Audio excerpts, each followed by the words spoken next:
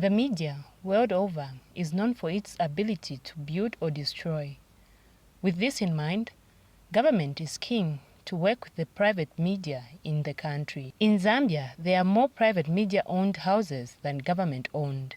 Ministry of Information and Media Permanent Secretary Kennedy Kalunga visited some private media stations in Pongwe and Ndola districts in the Copperbelt province. Mr. Kalunga has urged private media houses in the country to be truthful and factual in their dissemination of information. We need to bring professionalism in the private media houses.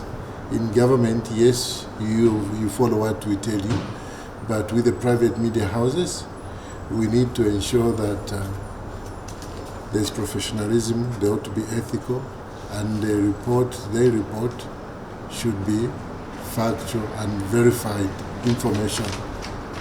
This is where, as a NIS, you come in. We are encouraging that in every province. Let's form a press club so that most of these issues can be highlighted and resolved. The Permanent Secretary visited Rooster, Chimwemwe, Sun and Phoenix media houses in Ndola. At Rooster FM, management representative Cornelius Kabwe laid out several challenges that needed to be addressed by the government. We're appealing to your able office if frequency in terms of revision can be expedited so that we are able to get enough coverage, I think, on the Copperbelt. It's unfair, I think, for a radio station that is based in a different region to be broadcasting on a frequency that we can be able to sit on as a media house that is operating within this particular region. For us to run, I think we have to pay a number of fees for us to be able to exist as a media house. One of them includes license fees.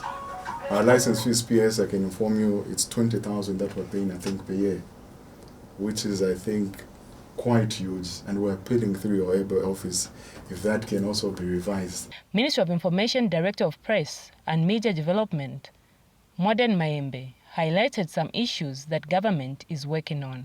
Then on the issue of frequencies, we engaged ZICTA over the same. It's not a new problem, but they had the technical explanations and so on. So they said it's only in the vehicles that you're not able to be. So they were advising that maybe we just have to phase out. Government makes a policy so that we phase out the car radios that are coming with radio frequencies that are not within our spectrum. If you want to bring in a car with that kind of radio, maybe you might have to pay more in terms of road tax. So people will be discouraged. They'll be demanding that before the car is shipped to Zambia, the radio is changed so that we have one that covers our frequency span. Private radio stations have similar challenges and appeals for a standard pay for the journalists. The appeal that if there could be a waiver on the importation of equipment, maybe for a year or certain equipments. We are talking about state-of-the-art digital equipments. The president recently, when he came from New York, was talking about the fast internet that he's trying to bring to Zambia. Imagine how sweet it would be if a community radio station, which now is able to be online 24/7, because nowadays people might not listen to radio at once, but everybody might be on social media. So with that effort that the government is doing, and a supplemented effort by a community radio station, will be a plus. Eventually it will be given attention. My fellow journalists will still cry out that we work on media institutions which are privately owned, and as a result there is no standard pay. That is one cry that you will find out from all the journalists countrywide. We are still, as media houses, still appealing for the access to information bill for it to be enacted. We know we've been promised, as the new government came into power, we've been told it's something that's been worked on, and the process is long, to which we agree, but it would help us a lot to be more factual, even as we follow our ethical code of conduct in how we conduct our business and how we give out information to the public.